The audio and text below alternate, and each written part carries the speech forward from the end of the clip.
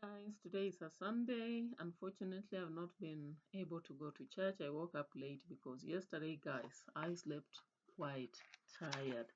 But God, um, I hope He will actually do the best for me. And I am quietly praying here as I also wait upon Monday when we start another week of duty. And of course, many of our students are now preparing for assessments or exams. And guys, we have just an opportunity for you. For those who want virtual lessons, actually there is a group that works with KICD very closely. So we have the knowledge of the curriculum and the expectations. Now, grade 10 students, if you are taking a slow motion with this text, you are late. These books are just being studied at grade 10, and that is it. So remember, term 3 is very short. If you have not been up to task, you are late, actually. You need to be racing for this. So I'm going to show you this. And I think I'll also be posting on a post on my channel so that those who are interested, you are free to um, register for lessons. Okay, so we have virtual lessons over the holiday. We will be handling that, and even during the normal time, we will actually have talks. Particularly, I am focused on paper 2, even though I can assist in any other paper. But we have these lessons that we'll be conducting over the holiday. I don't know whether you can see, it's not very clear, but we actually have League of A virtual school. August holiday program is running from 10th to 21st of August. So we are having subjects such as core math, essential math, English, Kiswahili, biology, community service learning, literature, chemistry, business, physics, and CRE. Of course, for me, I'm majorly in literature, CSL, and English. And of course, we just allow students to pay 900 per week. You can come in, register um, as early as possible upfront, or you can register almost near the session. The program normally runs from 9 a.m. to 3:30 p.m. So you are welcome and feel free. We do the best. We have expert teachers, and of course, there are numbers shown on that platform, so you can easily learn with us via Google Meet. Okay, we will be generating links, and parents can get to them and allow their children to study instead of idling. Remember, every child's success is based on what effort they put in, how much their parents also understand the focus on academics. Surely we can be in the same community. While one student is scoring an A, another scores an E. Ask yourself why. From my experience, I've seen parents who dedicate their time to make sure that they um, equip their children, unless the children will be rebellious as well, because it calls for teacher, student, and parent. Parent facilitating, student willing to learn, and the teacher offering knowledge. So with that, let me go on. Of course, when you get to my status, or also I'll post something here on my YouTube, you can access even the numbers where you're supposed to call for more information. And there is a pay bill where you can make the payments. Otherwise, let me proceed with our focus today. Did I even begin to record? Yeah. Yeah, we can focus on our reading today. It is chapter 6, the locust tree. I hope you know the locust tree. Some of you call it Shinduli loquati for the Kambas. And when I was in course, they were calling it Mizabibu. Some were calling it what? There is another name. So the locust tree, chapter 6, it runs all the way from page 26, 27, 28, 29, 30, 31, 32, 33, 34, 35. Very long. So you are going to sit for a very long time. We may take even 1 hour more. Yeah, so welcome. Keep subscribing to the channel. Feel part of us. Be free to contribute. Give your findings. You can also ask a question. You can challenge us, that's what we allow in literature. Now, the locust tree, chapter 6, we begin by reading. Shege went back to Shambaini village every weekend. Her mother's deteriorating health constantly filled his heart with trepidation.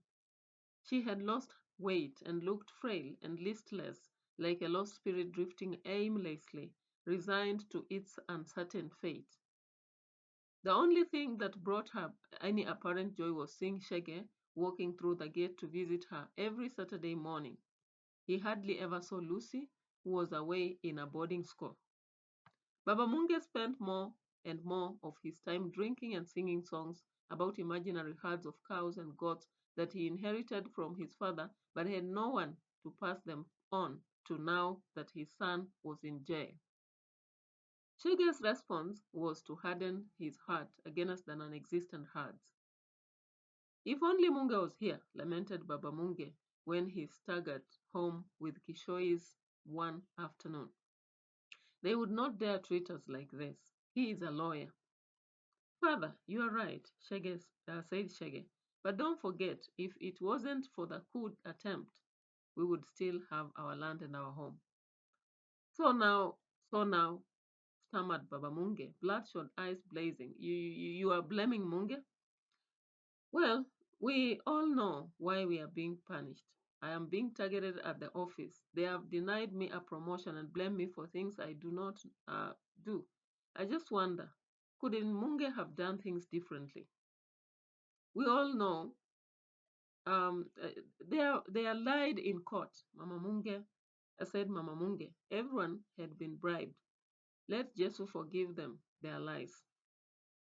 Mother, he should have known you can't change the government like that. With a raging gang of rebel soldiers and angry students, the people they claim they were fighting for don't even eat politics. They just want a real life, jobs, food, school fees. You are right, my son. We don't need this suffering. Rubbish. Baba Munge sprang to his feet. Have you no shame? Heed our ancestors' words. The fool hides himself under the eaves of the hut and thinks nobody will see him. He took a few unsteady steps, lost his balance, and fell heavily to the ground, inches from the fire. Mama Munge let out a muffled gasp of horror, and Shege rushed to help his father up. Tell your son to get away from me, woman. Baba Munge groped out on the earthen floor for his walking stick, like a man who had dropped his glasses on the crowded pavement. You think I'm a cripple? One day people will come to know the real Baba Munge, son of Njuguna. He promptly fell asleep on the floor. When the drink wears off, he will get himself up. He's in God's hands. I'll sit outside, mother. It's too smoky here. Mama Munge leaned forward and blew a sharp blast of air onto the embers. The moment later, the fire crackled into life with hesitant gasps as though afraid of Baba Munge's rambling chatter. Sege filed a case to challenge their eviction. A year and a half went by and nothing happened. Excuse me. When the case first came up for mention, the file reportedly went missing and the case was adjourned. A year after that, the magistrate determined that the grievances should be heard by the panel of elders under customary law. He threw the case out. Judge, cried Jege on hearing the verdict, what do elders have to do with our stolen land? Two armed guards frog-marched him and threw him out of court. Shege wrote to the district officer, and only after following up with phone calls for 6 months did he get a reply, which said in part, under the Magistrates Act 1981, which established elders panel to hear land disputes, we advise that the district officer's office can only take up your case once the court has issued instruction to investigate. When he tried to get the courts to authorize investigations, the magistrate reminded him the president has clearly stipulated that elders should hear all land disputes in the first instance. The lawyer, a friend of Munge's, informed Shege that he had identified 3 different people who claimed to hold a valid title deed to his father's land. We can't fight these people, said the lawyer. He refused to take any further instructions until the family paid the 50,000 shillings he said they owed him. At that time, Shege's savings amounted to 7,000 shillings. His father had almost exhausted his lump sum pension at Kichohis. After the family had been squatting on his land for several years, Uncle Kinude requested a little something for the hospitality. Shege started to make monthly payments, hoping his father would appreciate the gesture. Baba Munga remained silent. When he found out that one of the new owners of his land had started bringing in building materials, he confronted Shege one afternoon. Some thief is going to knock down what is left of my house and put up a brick mansion on my land, on the very spot Munga was going to settle us. And you think you can come here and impress me with cheap handouts to Ginudia. If you think you have money, go and pay that lawyer and get our land back. Must we wait for Munge to do everything, even as he languishes in committee? Recoiling with shock and embarrassment, Shege started to walk away, but his father's next words forced him to a sudden halt. Lucy will shine brighter than you. Baba Munge spat the words out in the voice that trembled with spite, red eyes blinking rapidly as if he had trouble focusing. She will go into business. That girl has a head for numbers. She will make money, you hear? Then, where will you be? How can you talk amongst men, eh? But Shege bit his tongue, trying to contain his anger. Don't forget, father, I pay her fees. And for that, you want my thanks? Unable to stand the sight of his father anymore, Shege wandered off to search for his mother to bid her farewell. She was not at the river drawing water as he had thought. In despair, he decided to walk 1 mile to his old home. He stood there for 5 minutes, his eyes glued to the high wooden fence topped with barbed wire that the new owner had erected around his father's compound. All he could see above the fence was the loquat tree. The fruits were a bright yellow, some so ripe they were starting to show signs of rot where birds had pecked into them but could not finish the job. Through an opening in the fence, he saw the house he grew up in, which lay abandoned and in ruins. He was reminded of Gitu, the donkey man's homestead, which everyone once believed was haunted and ghosts and demons and crawling with spiders and snakes.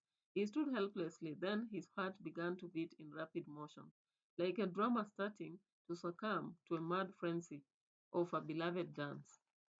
The following weekend, he passed by his old home on his way to see his parents. He wanted to see the house once more before it was demolished. The only way to do so was to climb up the new iron gate that stood before him, imposing and impenetrable, like the boulder on the mountain path. To get a firm grip on the slippery metal, he took off his shoes and socks and managed to wedge a toe on the hinge in the tiny space between the gate and fence. He hoisted himself to the top, wincing as a pain shot through his elbows. The scene that met his eyes made him gasp with horror. Like Gito's homestead, the entire compound was overgrown with weeds. In a small clearing near the loquat tree lay piles of sand and ballast. On the very spot Munge had intended to build a brick house, mallets, saws, and axes were lined up against the remains of his father's wooden house. Anger made Shege's hard head throb with pain. You! What are you doing there? The voice came from behind the house. A thin old man smoking a roll of cigarette emerged holding a sharpened panga that glinted in the sunlight, winking its wicked intentions. He wore a heavily oversized jacket in spite of the December heat and walked with a limp, his face partly hidden beneath the wide-brimmed straw hat. Leave right now! Shege glanced about him to see if the voice belonged to someone else. How could a man so frail command such a thunderous voice? This is my home. Who are you? And what the hell are you doing here? Your home? You live here. You must be a rich man's son then, eh? But he is so young, the owner, and you are his son, aye?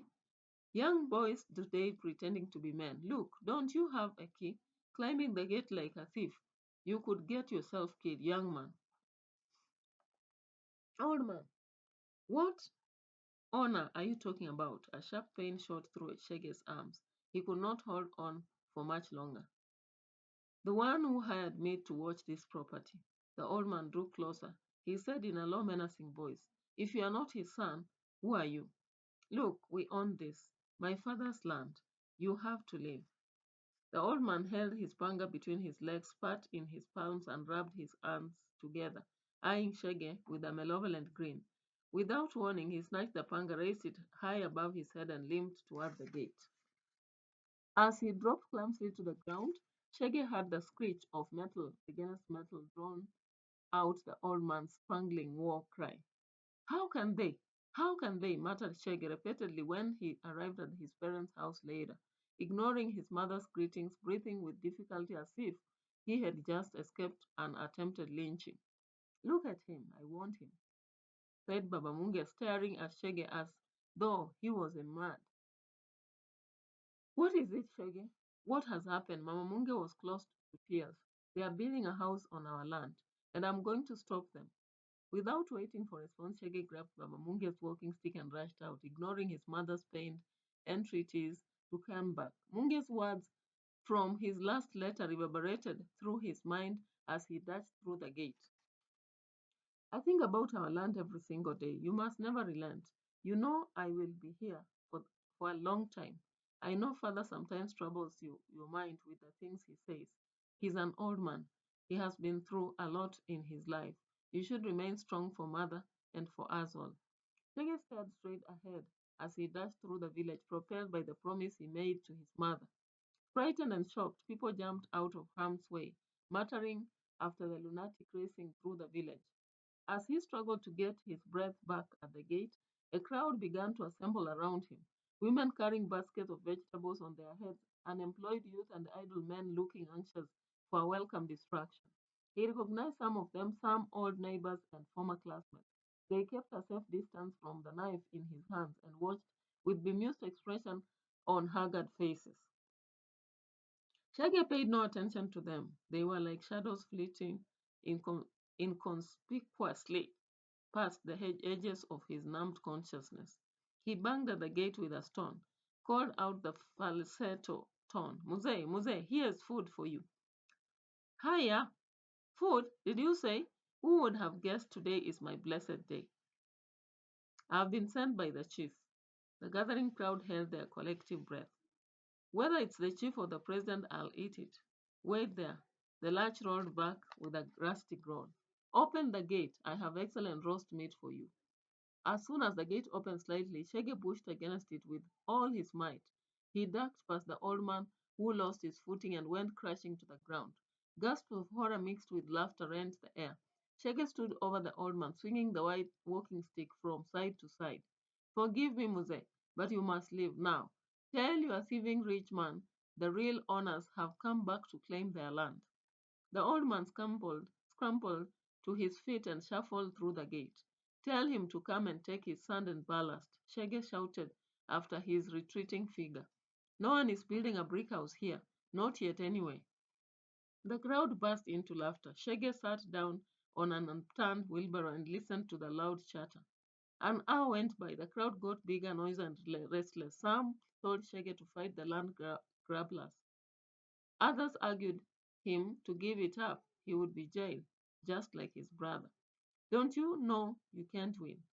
The money man and the chief will eat you like the maize cob, gnawing away till they have not a grain of maize left, then cast you into the fire. You are right. They eat you till you are good and eaten. Cowards! Let the man fight. I am with you, son of Baba Munge. Shege, what are you doing there? A tremor went through Shege on hearing his father's anguished voice.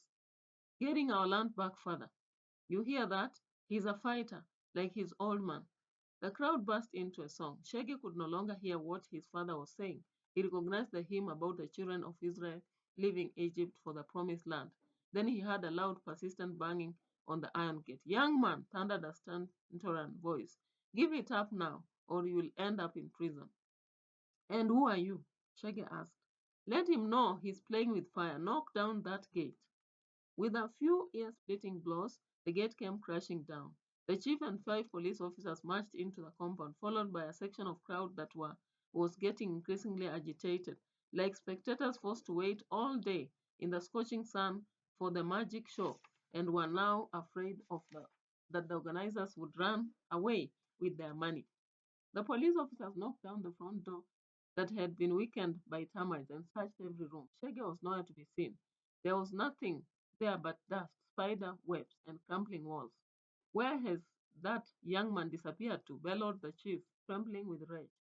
Up there, up the locker tree.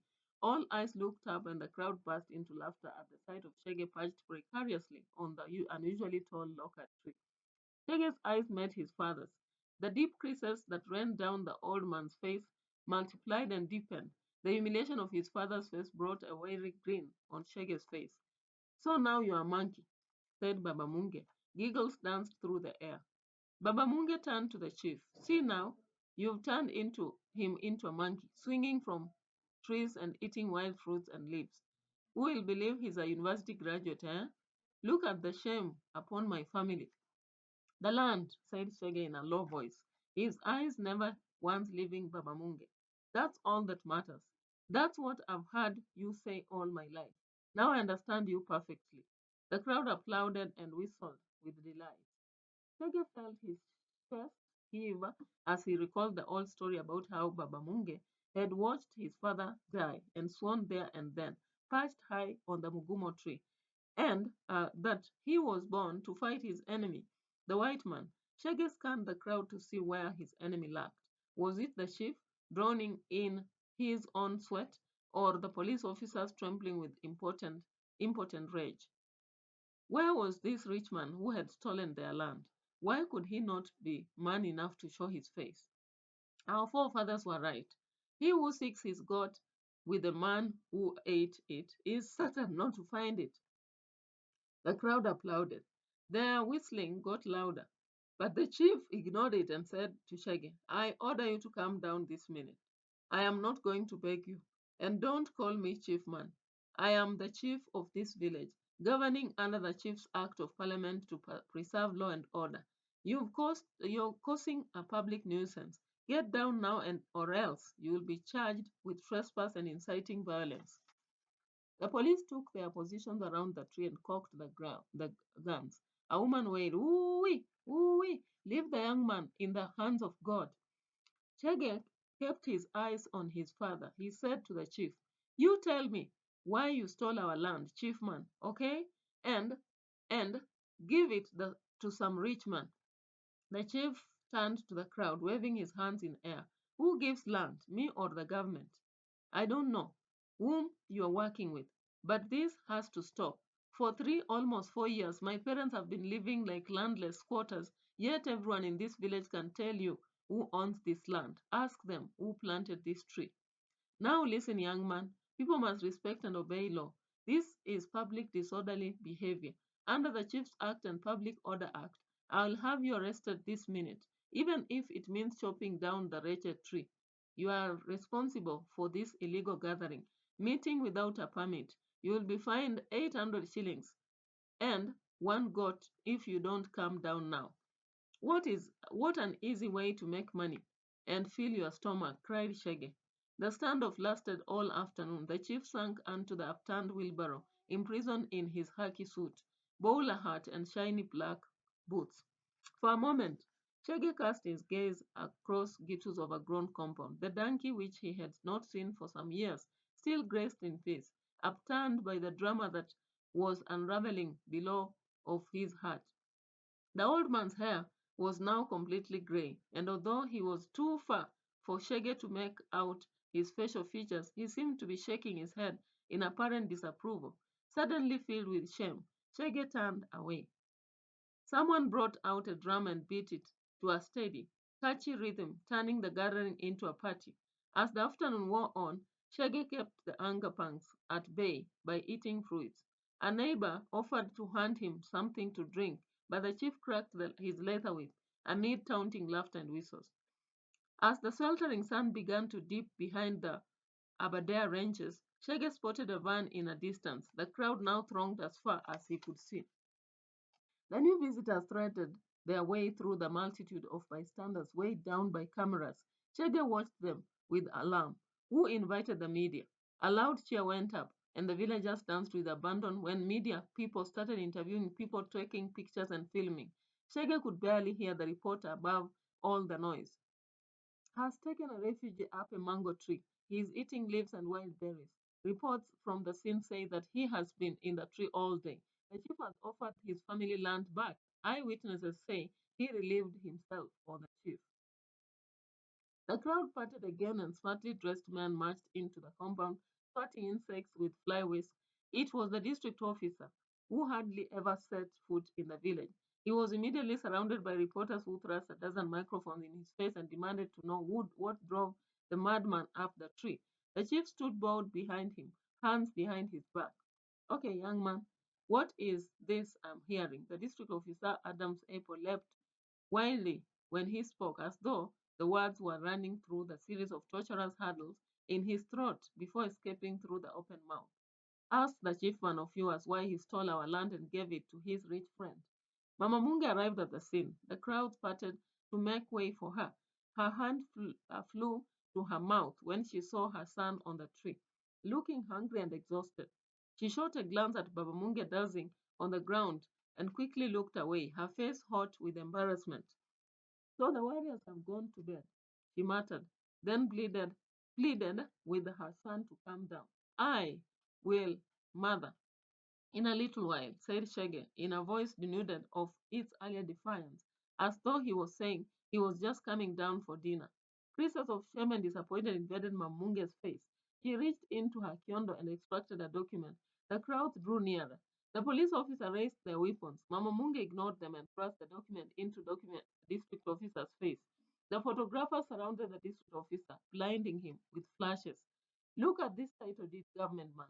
She addressed the district officer, whose eyes darted about in confusion. Read this and tell us whose land is this?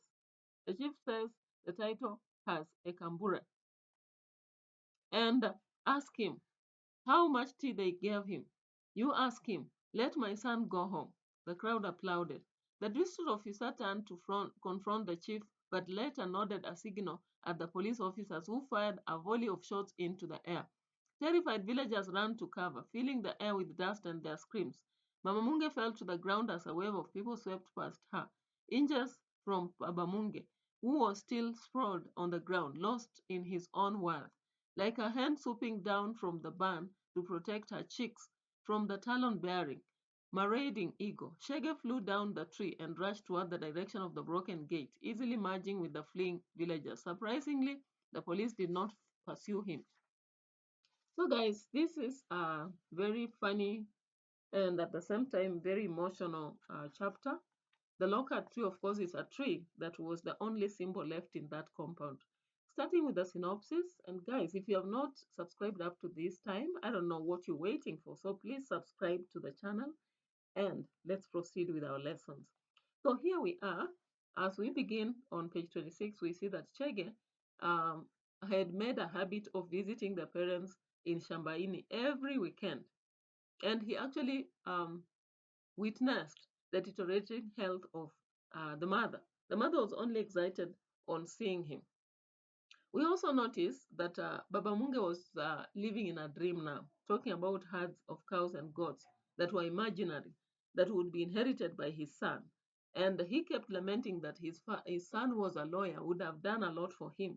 And he kept using his pension in drinking in Ijoi's bar. Now we see now the Shege trying to blame the brother for whatever he did, that it was not the right procedure to try to throw of the government. A coup could not help to offer what the citizens needed.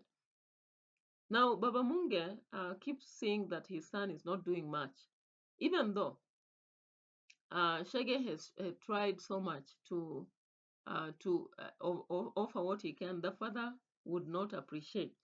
Okay. Yeah. Now we see the second section also focusing on Shege having tried to file a case to challenge the eviction. However, the district officer, the court, and even the lawyer who was a friend to the brother earlier try to complicate matters. They want money. They also try to throw out the case from court. They try to say that the elders should settle the issue. So it reaches a time that their uncle Kinuthia now wants some payment because they are settling on his farm and they're not paying anything. So when Shege decides to be paying some money, The father is so annoyed at that and tells him he should just reclaim the land instead of paying this little money if he has enough. Now, this gets to sanity of Shege. And one weekend, while coming from the city, he goes through the previous home and attacks the guard who was there. And when he refuses to leave, he goes home, picks a knife and a walking stick and runs, then chases the man away and settles in the loquat tree, attracting a crowd. Now, when a crowd comes, of course, chief also arrives and later the district officer. In the presence of the chief and the police, as much as they threaten to shoot him, he doesn't come down from the tree. He holds the chief and his officers in a what we call siege for a whole evening. He keeps eating the fruits of the tree until his father comes, his mother, and when the mother comes, the media people have been there, and they simply think the man is crazy, and they want to know what happened. Of course, we see the reporting is a bit of misguided. At the end of the day, when the district, the shooting starts, the crowd runs away, the mother is affected, and Shege comes down the tree, then runs away. Now, looking at character traits, Shege is very concerned and loving, caring also. From page 26, we are told he kept going home every weekend from Nairobi.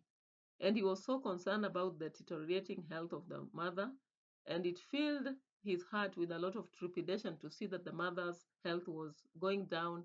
Her health had deteriorated so that she was weak, frail, and listless. We also realized that Shege, whenever he comes home, he's concerned about the land they lost. He is also paying fees for the sister Lucy. To some point, we can say that Shege was a bit evasive. He saw sense to avoid the father. Whenever the father began to create conflicts, he could step out. For example, on page 27, Shege decides to go out of the smoky hut when the father begins to attack him verbally and talk about him being a useless person who is not helping the family as such. He's not having the fighting spirit. Now, as we proceed, we realize that Shege is actually um, taking an initiative. So we can say can we say he's reasonable? But at the same time, what do we say here? Because he is filing a case to challenge the eviction. He even pursues, I think, determined here and focused. Yeah. So on page 27, we realize that Shege is determined and focused. He files a case to challenge the eviction. And even though a year goes and a half without anything happening, he focuses on talking to the magistrate about the grievances. And when the judge spells that they should go settle it with elders, he questions the district officer what the elders have to do with this.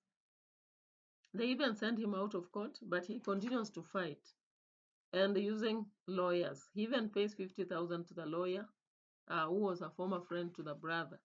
And when he tells him they can't fight a lot, he should just give up, he doesn't.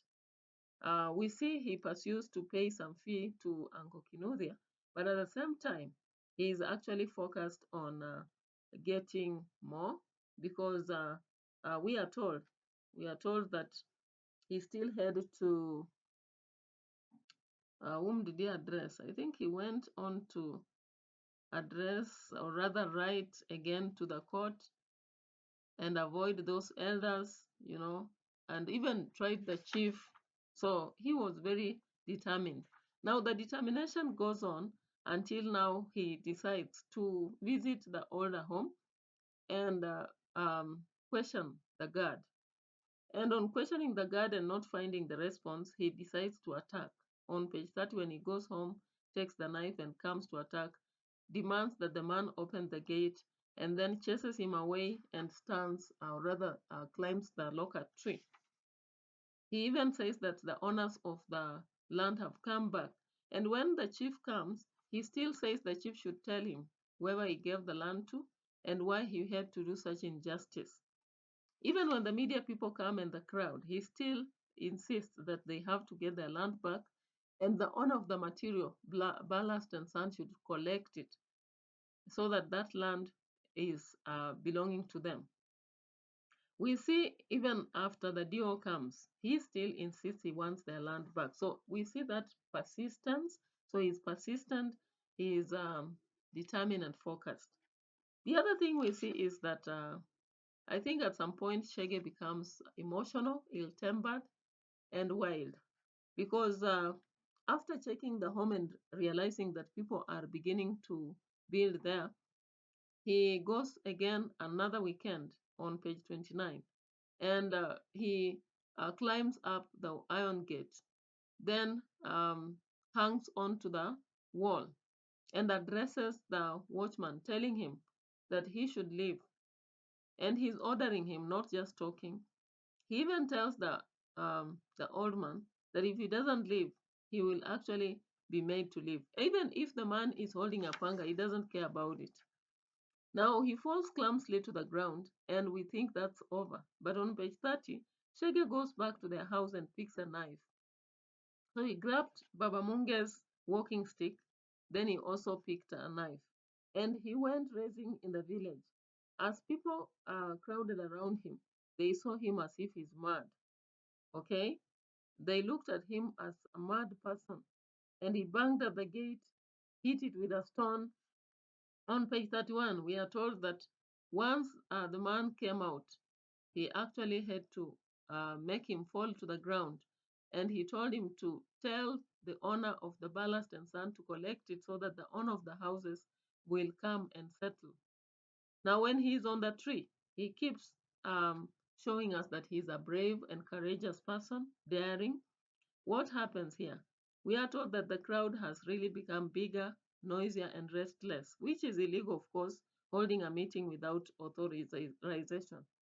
When the chief comes, he confidently and courageously tells the chief that he should give them back the land because it is theirs.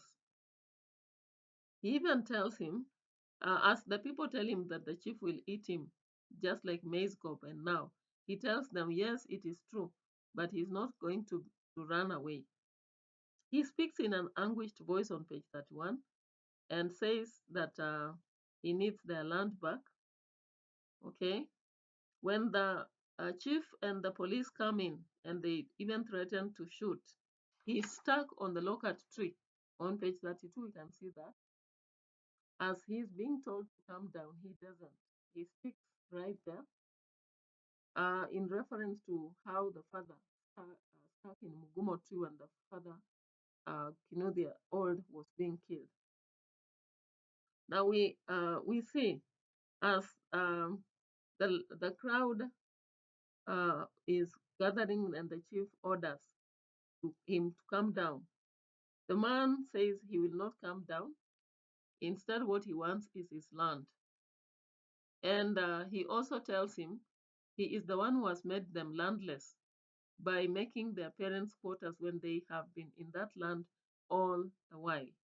When the man demands for a fine and got, he even tells him that it's such an easy way the chief is using to make money and fill his stomach. So all through the evening, he holds these people under siege in a very brave and bold manner. As we look at page 34, of course, we see very clearly that to some point, as much as he's brave, daring, and bold, he is also vulnerable. He knows very well that these people are powerful. They may arrest him, they may fine him, they may actually put him behind prison, just like his brother who has written a letter to him. Yet, he insists to do so. So we can see that on page 34. I think that bitterness came out of the injustices that his family was facing. Um, we can see that he's also very frank and open and candid. Throughout this chapter, we see that he remains with the truth. He knows that their land was actually snatched from them. Then they were evicted unjustly. He also knows very well that his brother did a wrong thing to try to overturn the government. And he tells the father on page 26. He also reminds the father that he has been paying for fees for the sister, even if the father thinks that she will be better than him on page 28. He goes further to demand for the land in public and tell the chief off, telling him that he's taking money from the people and conducting cruelty against some families, especially his. Um, he's very sly. I think he's very sly and cunning. Actually, when you look at page, that was page 20, what? Page 31, 30 to 31. For him to make the man open the gate, he tells him that he has come with food, the food from the chief or the president. He even tells him there is meat, roast meat on page 31, and that attracts this man to come out in a tricky way. So once he comes out, he attacks him. We also see when he goes into the compound, he climbs the locust tree. Nobody understood why, but it was a sly way to make him attract the attention and hold these people under siege for the longest time possible. Even though his father mocks him for being a monkey, he insists to be on locust tree so that he attracts the attention of everyone and has his message passed to the chief, the dio, and everybody else, including the news people. Then, when the final moment comes and the district officers come and they want now to shoot, and they shoot aimlessly in air, he jumps down the tree and rushes towards the broken gate. So that is being sly, witty, and cunning. We can now get to Baba Munge. Baba Munge is actually very reckless. We can see the way he keeps drinking in Gichoi's bar on page 26. We are also told when he comes into the house, he stammered and he even fell near the fire. He could burn himself. We are also seeing him as a very reckless and vulnerable man because he was using almost all his pension in the bar. We are told that Chege was only having 9,000 money spared, but on the other hand, Baba Munge had exhausted all his money. He was not paying Kinuthia, sorry. At the same time, he was not even fighting the case. So as they pay 50,000 to the lawyer, Chege's savings were just 9,000, and his father, on page 27, is said to have exhausted the lump sum pension which he could use to buy another piece of land, settle, and now have the muscle to fight for the other land. Now, the other part of recklessness can be shown on page, for Baba Munge, I think comes on page 32, when he's calling his son a monkey who has swung to the tree. And no one can believe he's a university graduate. That's very reckless because he had pushed his son to that by telling him how he's useless and worthless compared to Munge. Baba Munge, I think we can also see that he's very selfish, mean, because of the same illustrations. Very selfish and mean, especially to Shege. He never cared how bitter his words meant to the son. We are told that when he was actually talking to the wife on page 26, yeah, he said, and I can quote on page 26, when the son tells him that Munge was wrong to attempt a coup. That is why they have lost their land and home. Do you know what he says? He says, rubbish, have you no shame? Heed our ancestors' words. The fool hides himself under the eaves of the hut and thinks nobody will see him. So of course, these words are insinuating that Shege was born out of wedlock and is hiding the reality about his life and pretending to be just anybody when he's not. Even on page 27, when the Shege tries to help him after falling near the fire, he says, tell your son to get out of me, to get away from me. Woman, you think I'm a cripple? One day people will come to know the real Baba Munge. You see, that is very reckless, at the same time cruel and selfish, mean to Shege. Then on page 28, he is very mean. Shaggy is trying so much to pay some little money to Uncle Kinuthia for staying in the land. And do you know what Baba Munge says? Some thief is going to knock down what is left of my house and put up a brick mansion on my land, on the very spot Munge was going to settle us. And you think you can come here and impress me with the cheap handouts to Kinuthia? If you think you have money, go and pay the lawyer and get our land back. Must we wait for Munge to do everything, even if he's languishing in committee? Lucy will shine brighter than you. She got she will go into business. That girl has a head for numbers. She will make money. You hear? Then where will you be? How can you talk amongst men? So you see, this is very mean, selfish, and brutal. It's very callous of him to speak like that to Shege when Shege is trying all he can. Again, in a crowd of people, while Shege is hanging on the loquat tree, do you see how he addresses him? He says, "So now you are a monkey." And he giggles and dances, imagine. See now, you've turned him into a monkey, swinging from tree and eating wild fruit and leaves. Who will believe he's a university graduate, eh?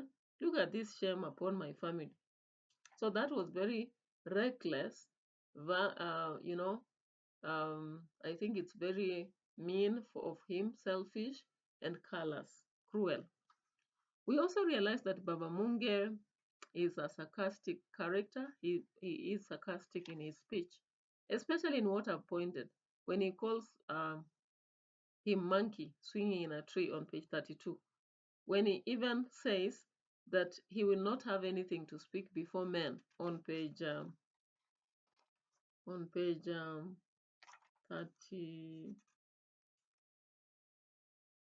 I think it's page 30. Is it 30? No, page 28. On page 28, that is he's very sarcastic to the son. And even page 27, when he says that he's not a cripple, so he doesn't need the help of Shege. We may get other character traits, but let's focus on Mama Munge. Mama Munge, I think we can see she is emotional. I think we can see how she's getting slimmer every day. The loss of weight is because of psychological effect here, possibly. Then I think she's reasonable. Because Baba Munge doesn't care about being helped, she actually tells the son to let him be until he will wake up himself. We can see that she's devoted towards her work. On page 27, she leans and blows fire into the embers and prepares food. She's also caring and loving to the son. Whenever Shaggy comes, she is very happy about it and makes sure that she talks to him in the best of the manner. On page 28, we can see she's a bit considerate. As much as Shege and Baba Munga are blaming each other for her, she just says everything will be the hands of God, and they lied about the son. I think it's on page 26, and everything will be all right. On page, I think there is page what? Where Mama Munga again comes. She's very sensitive, page 30. When Shege comes, after falling off the gate and now he picks a walking stick and rushes out, the mother is pained and tries to make him settle and asks questions what is wrong with him because she is actually sensing something bad. When we get to page 34, she is reasonable. She comes with her title deed and proves to the Dio that the land really belongs to them and not to anybody else. Now that is Mama Munge, Baba Munge, Shege. Now let's talk about the chief and the Dio. They almost have same character traits. They are very cruel and callous. They have actually taken land from this family and they still want to just keep it. When chief comes, here on page 32, he just orders this boy to calm down and he wants him to leave. And he's actually saying that he will charge him in court he will fine him 800 shillings and a goat if he doesn't calm down. He even orders the police to deal with this man. And on page 34, when the DO also comes, or what he does is not to settle the matter equally. He is biased. I think we also see his character trait as bias. He talks, demanding that the young man respects everybody and doesn't continue staying in the tree. And he orders the police to fire in air. Now, also, when we look at the fact that they were making Shege have the filing of case just hang about, it tells us how biased, selfish, and, you know, how cruel they were to this family. The friend to Munge was also very selfish. He refuses to help them. He gives up telling them to not to pursue the case and tells them to pay 50,000 before he proceeds with the case, but he doesn't help anyway. So I think those are the character traits of those people. Now we can go to themes. The first theme is love and care, shown by Shege and the mother. Shege goes to Shambaini all the time. He even pays fees for Lucy. We can see he also tries so much to console the family. He's been settling them with paying some little fee to Kinuthia because they have overstayed. We see another theme is family conflict. I think Baba Munge and Mama Munge are not at peace. And every time Baba Munge uses this opportunity to hit back at Shege, we can see verbally the way he attacks the son. I think the evidence has been shown in character traits. I'll be giving that. Once you follow those evidence of how he talks to him, makes him feel so little, then you can actually get the gist of it. The other thing we can see is family. And of course, in this family, you can see a lot of challenges. The fact that they blame Munge for having had a coup d'etat, the mother feeling that they lied about him, then Shege feeling he was wrong, Baba Munge feeling he was the only savior of the home. Baba Munge feels Lucy will be better than Shege. Shege feels that he can do much for the family. We can actually see injustice. Shege files a case to challenge the eviction, and nothing happens for 1.5 years. The case is just adjourned. Sometimes the report is missing. The magistrate says they should sort it under customary law. When Shege insists, he's frog-marched by 2 armed guards and thrown out of the court. When he rewrites again, they ignore. When he tries to communicate to the lawyer demands money and does not help. And later on, the land is being someone is having a gate, a fence, and is almost constructing a building because there is ballast and sand. Yeah, so those are injustices. Then, of course, Chege proves it by talking to the chief when he's on the locust tree and the DO, asking why they had to take away their land. We also see suffering and pain that leads to psychological reaction. Baba Munge is shouting at Chege as a useless person who cannot help. He is failing to have their land back, bribing some little money for Angokinuthia. On the other hand, now we see Chege responding by going to check the land. And when he sees that there is someone building a home there, he penetrates, he even goes with a knife and a stick. He quarrels with the guard. He makes him run out of the land by attacking him. He gets to the locust tree and addresses everybody from there, demanding that the land be given back to them and the person who is owning goes away. He spends the whole day in the tree and holds everyone under siege. The role of the press. When Shege gets to the tree, we see that the rest of the people actually come around and crowd, and they're laughing, making noise, saying land grabbers must be dealt with. Some of them challenge Shege, saying that he will be consumed by the chief and the moneyed man. They are equally sure that there is injustice also here.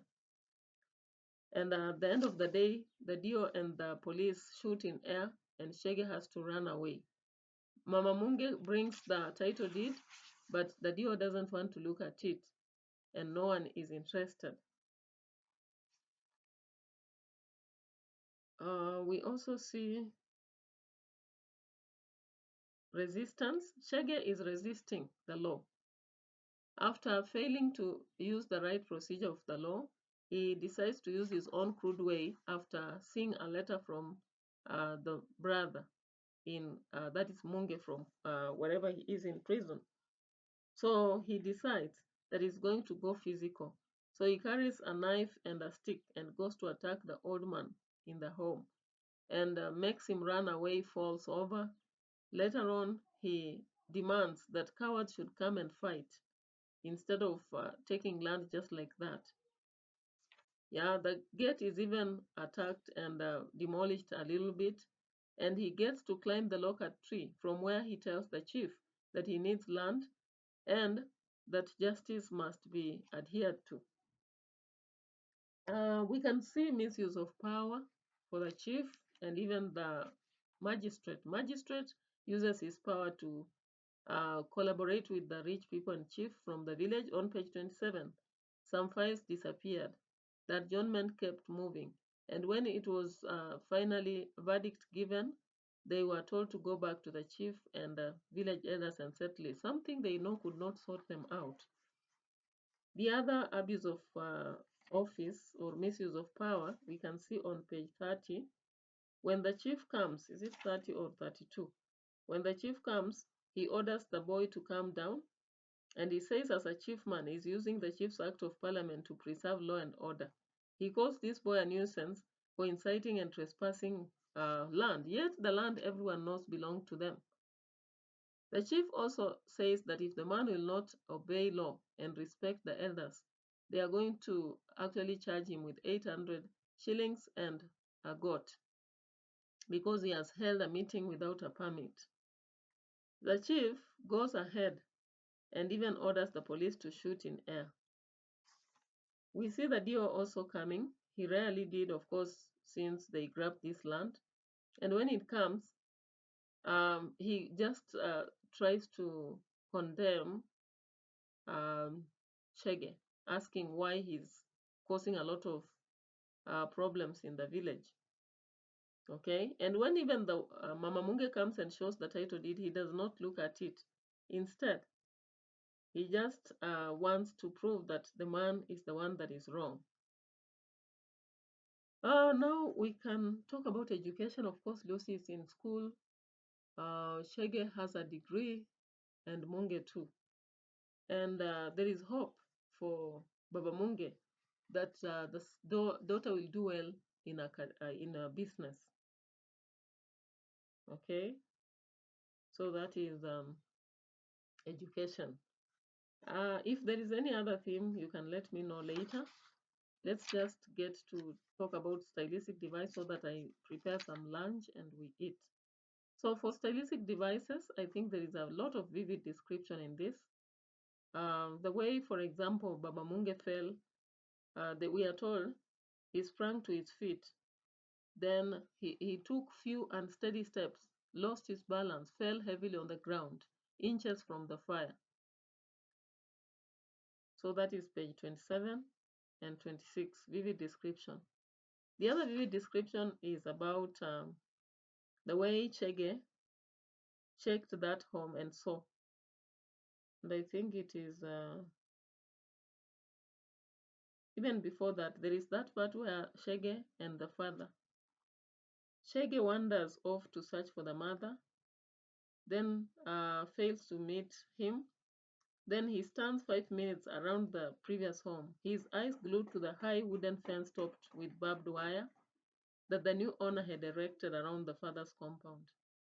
Now he just saw the local tree above with bright yellow ripe fruits, some which were rotting. Then he also saw a house he grew in, abandoned and in ruins. Okay. He recalled the haunted ghost demonic house of Gitu, crawling with spiders and snakes. Then he stands helplessly, his heart beating. Again, we are given another vivid description. The next weekend, he goes by the same place before it is demolished. Then he climbs up the metal, slippery metal, after taking off his shoes and socks. He wedges the toe on the hinge of the tiny space between the gate and the fence. He hoists himself on top, wincing as pain shoots in his elbows. Then, what does he see? He sees the mallet, saws, and axes lined up against the remains of the father's wooden house. What else does he see? An old man smoking a roll-up cigarette.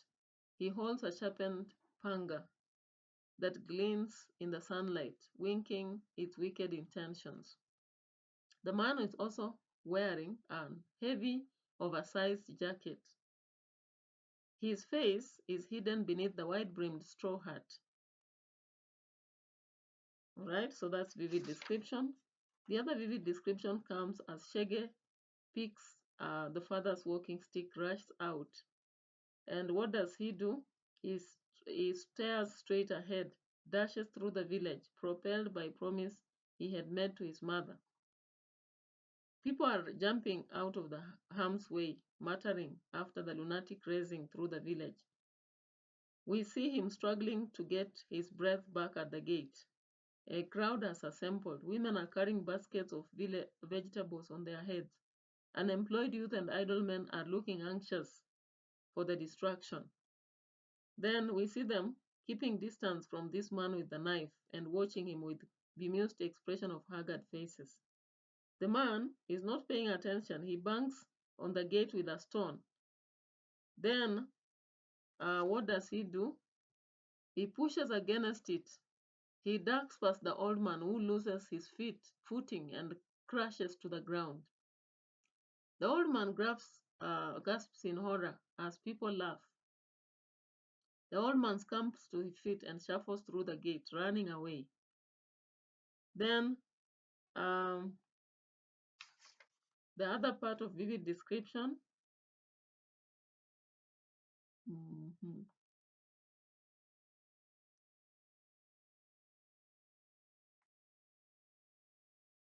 Chege casts his gaze at Gitu's overgrown compound. He sees the donkey grazing in peace. He is not even perturbed by the drama. He spots Gitu, who is now having gray hair. His facial expressions are apparently there, and Chege has some shame. Someone is drumming and beating a drum with catchy rhythms in a party kind of way. Chege is eating fruits. The neighbors are offering him something to drink. The chief is cracking a leather whip. We have taunting laughter and whispers and whistles. The sun is sweltering. There is a van that is coming. Then the media people come and they weigh down their cameras. There's a loud cheer everywhere. Then the next vivid description is how his mother comes. The crowd parts for him. His hand goes to the mouth when he sees the son in the tree, exhausted and hungry. He shoots a glance at Baba Munge dozing on the ground and quickly looks away with embarrassment. Then he moves with his kiondo, extracts a document, and raises on the dio, asking what it is. So those are vivid descriptions. We have a lot of onomatopoeia.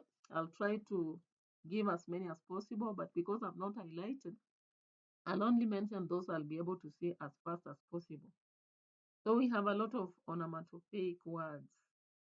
I think on the first, I saw, on the first page 26,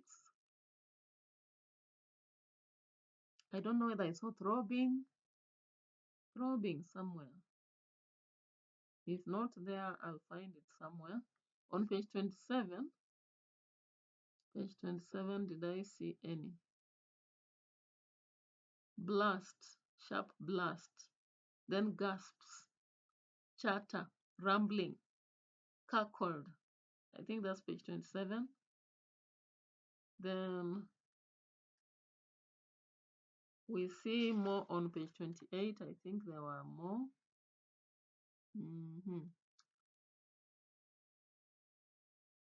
28.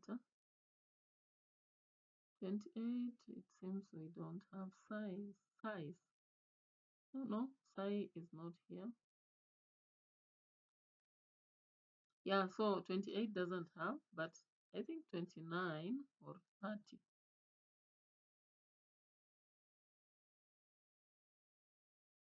So on 29 we have spat. Yeah, we have spat. Throb.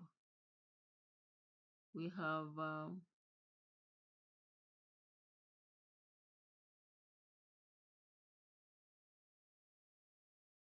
you can go to page 30 and see there was rushed. There was muttered. Muttered. There is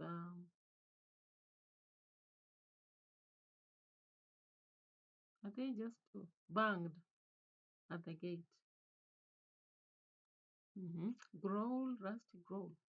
Yeah, growl is onomatopoeic. Page 31, there is swinging. There was something about whistles from the people. Shouted, shuffled, scrambled. It is there. Chatter, laughter. There was gnawing. So gnawing is it really onomatopoeic? You can let me know. Burst. Then there was thundered, crashing. On page 32, I think again I saw some burst, laughter, crumpling, trembling, bellowed. Then I saw matters again is there, applauded, whistled, there, trembling, whistling. Then on page 33, I don't know whether there is,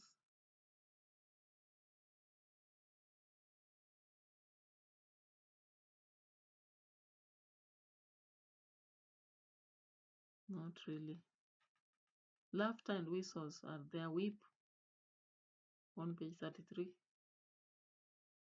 Beat, the drum, is also there. Page 34, there was something about the short.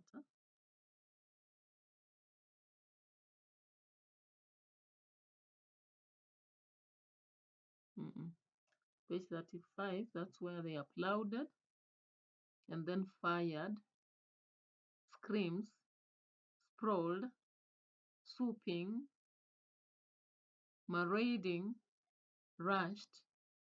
Those are there.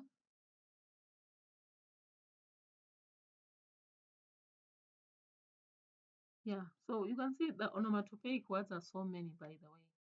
Then we have dialogue, a lot of dialogue, like page 34. Page 34, there's a conversation between Shege and the mother.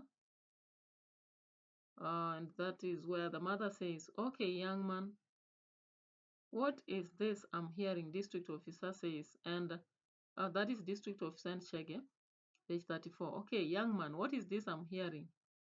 Then Shege says, ask the chief man of yours why he stole our land and gave it to his rich friend. There is another conversation between Mama Munge and Shege. So the warriors have gone to bed. So she's muttering, talking about her husband, and tells the son to come down. Then Shege says, I will, mother, in a little while. There is direct address here where Mama Munge talks to the district officer. Look at this title deed, government man. Read this and tell us whose land is this. The chief says the title has a Kambura. and ask him how much tea they gave him. You ask him and let my son go home. That is direct address. Then we have a direct address also where the reporters are reporting has taken refuge up the mango tree. He is eating leaves and wild berries. Reports from the scene say that he has been in the tree all day. Chief has offered his family land, but eyewitnesses say he relieved himself on the chief. So all that is direct address. Page 33, Shege and the chief. It runs from 30, 31, 30, 31, 32 to 33. Mm-mm. It starts from page 32, 33. So chief says, where has the young man disappeared to? Then the people tell him, up there, up the local tree. Then direct address, Baba Munge says, so now you are a monkey. See now, you've turned him into a monkey, swinging from trees and eating wild fruits and leaves. Who will believe he's a university graduate, eh? Look at this shame upon my family. So that's direct address from Baba Munge. Um, Then Shege in direct address, the land, that's all that matters. That's what I've heard you say all my life. Now I understand you perfectly. Then there is Chief says, I order you to come down this minute. Shege says, you answer my question first, Chief man, and then I'll come down. Chief says, I'm not going to beg you. And you don't call me Chief man. I'm the chief of this village, governing under the Chief's Act of Parliament to preserve law and order. You've caused a public nuisance. Get down now or else you will be charged with trespass and inciting violence. Shege says, you tell me why you stole our land, chiefman, okay? And gave it to some rich man. The chief says, who gives land, me or the government? Shege says, I don't know whom you are working with, but this has to stop. For almost 4 years, my parents have been living like landless quarters. Yet everyone in this village can tell you who owns this land. Ask them who planted this tree. The chief says, now listen, young man. People must respect and obey the law. This is public disorderly behavior. Under the Chief's Act and Public Order Act, I will have you arrested this minute, even if it means chopping down the wretched tree. You are responsible for this illegal gathering, meeting without permission. You will be fined 800 shillings and one goat if you don't calm down. Shege says, what an easy way to make money and fill your stomach. So that is dialogue. The other dialogue occurred earlier in the text between Baba Munge, Shege, and Mother on page 26. If only Munge was here, they would not dare treat us like this. He is a lawyer. Shege says, Father, you are right. But don't forget, if it wasn't for the coup attempt, we would still have our land and our home. Baba Munge says, so now, you blaming Munge. Chege says, we all know why we are being punished. I'm being targeted at the office. They have denied me a promotion and blamed me for things I did not do. I just wonder, couldn't Munge have done things differently? Mama Munge says they lied in court. Everyone has been bribed. Let Jesus forgive them. They are liars. Chege says, Mother, you should have known you can't change the government like that.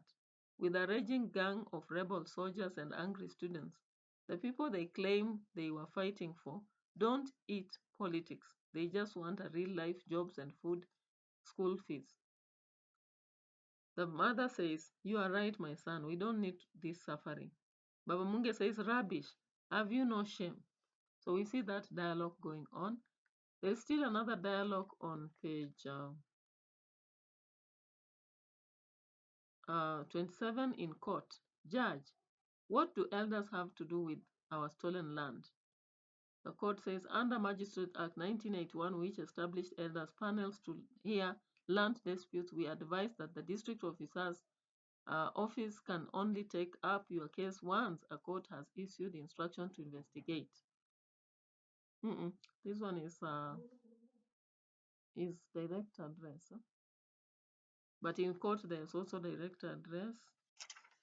There's a lot, by the way. On page 28, there is also a dialogue between Shege and Baba Munge. Some thief is going to knock down what is left of my house and put up a brick mansion on my land, on the very spot Munge was going to settle us.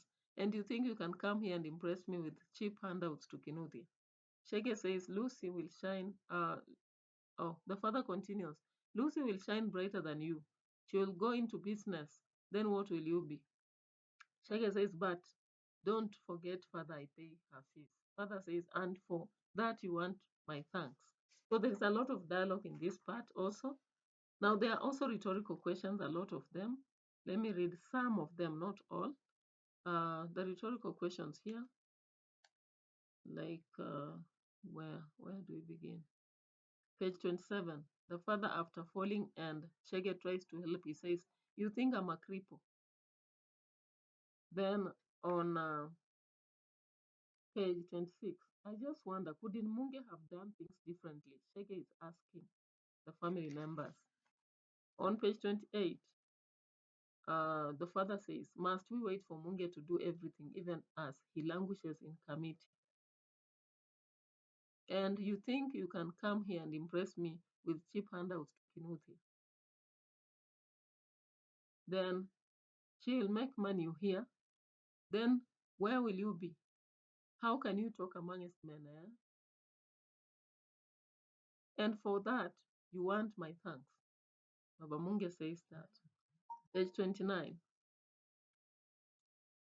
Um, when we are seeing the conversation,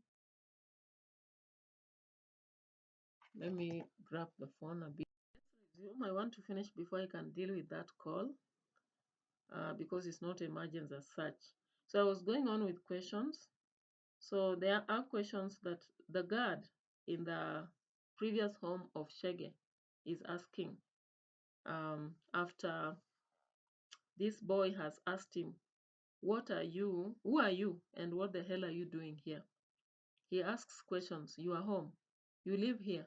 You must, this is the first person to speak was Shege. Then this man is the guard. You are home. You live here. You must be the rich man's son then, huh? Are you, and you are his son? Don't you have the key? Then the old man, Shege asks, what honor are you talking about? Then the other question, if you are not his son, who are you? Then we go on, there are other questions on page 30. What is it, Shege? What has happened? Mama Munge is asking, but Shege is not responding. Shege is asking himself a lot of questions. How can they? No one responds to that. Then other questions came on page what? Was it page 32? Page 32. Was it the chief drowning in his own sweat, or the police trembling with impotent rage? Where was this rich man who had stolen their land? Why could he not be man enough to show his face? On page 33, again, we have questions. The chief turned to the crowd, waving his hands in air. Who gives land, me or the government? We see no one answers. Then Shege asks the chief, you tell me why you stole our land, chiefman, okay? The last questions come on page 34. Okay, young man, what is this I'm hearing? No one answers, right? Now, the other aspect is ellipsis. It is evident on page 34 as newspapers are reporting. I think that's ellipsis. Then ellipsis again, page 33, as Shege is talking to the chief.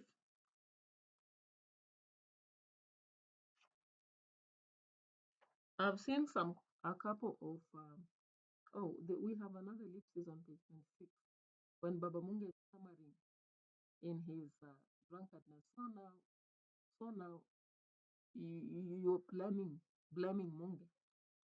Okay, we see some similes, and some metaphors. Paragraph 1, page 26. Looked frail and listless, like a lost spirit drifting aimlessly. That is paragraph 1. Huh? Let's get moving. I think I saw another one.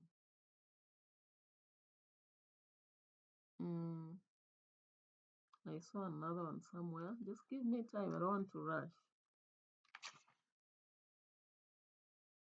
I think it's page 26. Let me find them first before we proceed. Another simile comes on page 28.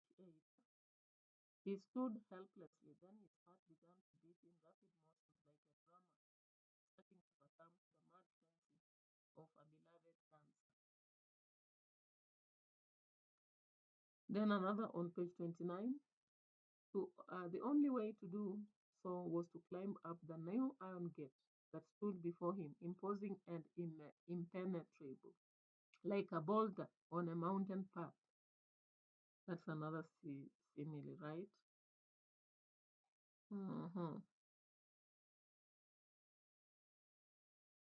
The other simile, I think I saw it here.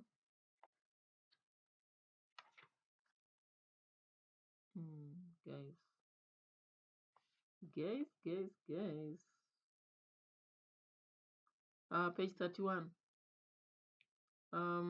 Section of the crowd getting increasingly agitated, like spectators forced to wait all day. Then, just like his brother, he would be jailed just like his brother. That is partly a synonym, a simile, partly not.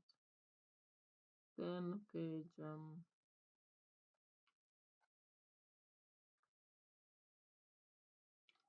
30 had a metaphor or what? They said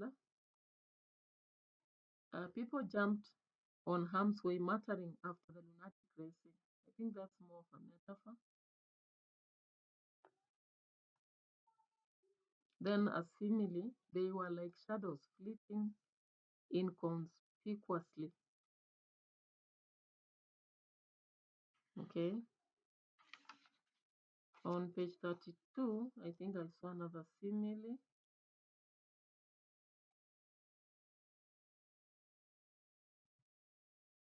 Was it a simile or a metaphor?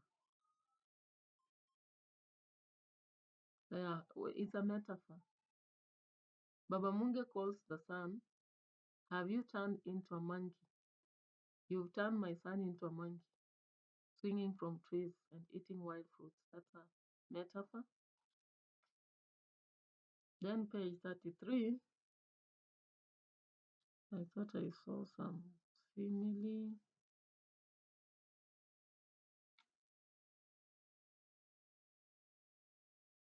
No, it's not there.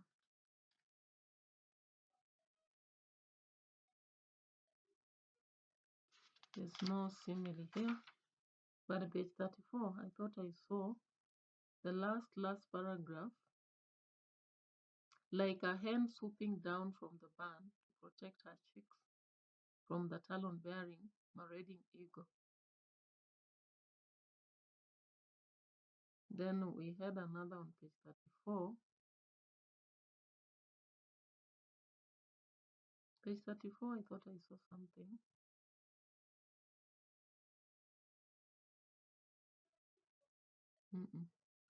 Nothing.